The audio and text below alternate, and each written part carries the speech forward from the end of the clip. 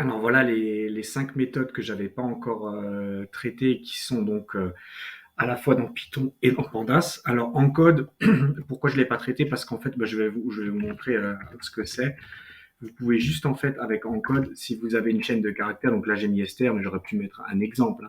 Vous pouvez spécifier l'encoding que vous voulez, donc comment sera encodé votre texte, et vous pouvez faire aussi lui expliquer la gestion des erreurs. En gros, qu'est-ce que vous voulez, comment vous voulez qu'on retourne la chaîne de caractères. Si par exemple vous lui spécifiez un type d'encodage, que ensuite on n'est pas capable de le faire, vous pouvez lui spécifier s'il doit générer une erreur, s'il doit faire un remplacement, etc., etc., etc. L'encoding, qu'est-ce que c'est? À la base, vous aviez par exemple, j'ai déjà parlé d'un système d'encodage qui s'appelait par exemple ASCII. C'était on va dire le plus ancien. Euh, une des problématiques à ASCII, c'est qu'il ne prenait que 128 caractères, donc il prenait les lettres de l'alphabet en minuscules et en majuscules, donc les lettres de l'alphabet anglaise, donc de A à Z comme celle du français, mais sans accent. Donc il prenait ça en majuscule, ça en minuscule. Il prenait les nombres de 0, enfin 0, 1, 2, 3, 4, 5, 6, 7, 8, 9 et quelques caractères spéciaux de ponctuation, ouverture de crochet, parenthèse, etc. Donc il n'y en avait que 128, donc c'était très limité. Maintenant, l'encodage qui est devenu un peu la norme un peu partout, c'est celui-ci, et il permet de brasser beaucoup plus large que ASCII.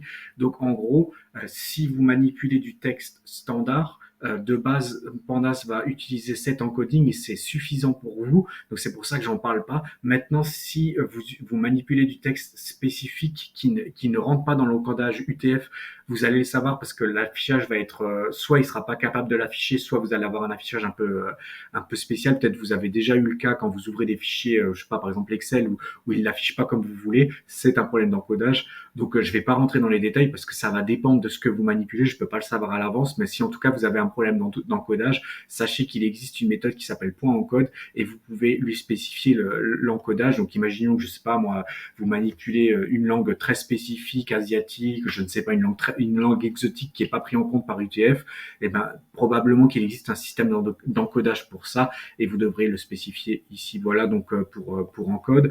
Ensuite pour les 4 dernières, qu'est-ce que ça permet de faire? Là, j'ai plutôt montré un exemple comme ça, donc je vais mettre exemple. Donc là, c'est du texte et je vais mettre point center. Donc je vais commencer par le premier. C'est une méthode, donc je vais le faire comme ça. Il me dit qu'il demande au moins un argument, donc je vais lui mettre par exemple 20 et vous allez comprendre ce qu'il fait. En fait, qu'est-ce qu'il fait? Il génère il me retourne du texte avec mon texte de départ qui était exemple et il le met comme ça en fait. Il me le centre avec on va dire l'espacement de 20 que je lui ai demandé. Donc voilà ce que vous pouvez faire avec Center. Vous pouvez faire la même chose avec un LJust et à ce moment-là, qu'est-ce qu'il va faire? Il va aligner exemple sur la gauche, parce que L comme left. Et si vous lui faites un R, il va faire adjust, il va l'aligner à droite. Voilà en gros un peu l'idée. Et le Z fill, qu'est-ce qu'il va faire? Vous allez voir ce qu'il va faire. Il va prendre mon exemple et il va mettre à gauche des zéros. Voilà, en gros, c'est pour ça que je vous dis qu'en data science, c'est pas forcément utile. Là, c'est bien si vous avez besoin d'afficher d'une façon différente votre texte, mais on va pas vraiment faire ça en manipulant des data frames avec Pandas, donc c'est très peu utilisé. Juste center, donc il m'a demandé ce paramètre qui est obligatoire. Après, un caractère un paramètre pardon qui est optionnel, c'est que vous pouvez essayer de lui dire avec quoi vous voulez remplir. Donc par exemple, vous pouvez dire ouais, je veux le remplir avec je sais pas moi, avec des tirets. Si je réexécute ça avec center, il va le faire. C'est la même pour le ljust. Donc ljust, si je lui fais ça, il me dit ça. Maintenant, je peux lui dire qu'au lieu de mettre des tirets, je mets un underscore. Vous allez comprendre ce qu'il fait, voilà. Et c'est la même pour le rjust.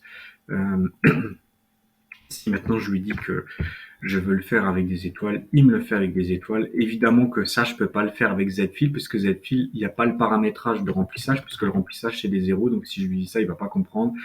Voilà, mais par contre, ce que je peux faire avec zfill, c'est que je peux, par exemple, rajouter. Là maintenant, si je lui dis qu'au lieu de 20, je veux 40, et ben il va créer une chaîne de caractères beaucoup plus longue, c'est logique. Et la même chose pour les autres. Si je lui fais un center maintenant de 40, et ben il l'a élargi forcément. Et donc la même chose pour ljust et pour rjust. Je pense que c'est plus ou moins clair. Donc voilà, là j'ai vraiment fait le tour de tout ce qui est en commun avec Pandas et Python. Donc maintenant dans la vidéo, la vidéo suivante, je vais vous montrer ce qui existe sous Python et ce qui n'existe pas sous Pandas. Il y en a vraiment pas beaucoup.